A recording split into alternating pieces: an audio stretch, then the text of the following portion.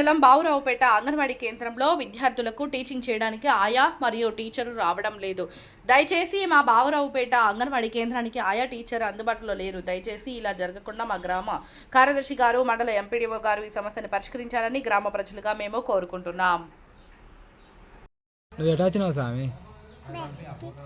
ఏం body anganwadi madam ఎటు పోయింది? ఇంటికి పోయిందా సామి? ఎందుకు మరి? నిన్న ఇలా బయట కూర్చున్నా పెట్టి ఇంటికి పోయిందా? 10కి ఇంటికి పోయిందా సామి? చెప్పు స్వామి, నిన్న ఇలా బయట కూర్చున్నా పెడితే నువ్వేం చేద్దామని వచ్చిన వీడికి స్వామి అంగన్వాడికి? రాసుకునేటానిక? ఇన్నేనా బయటనేనా?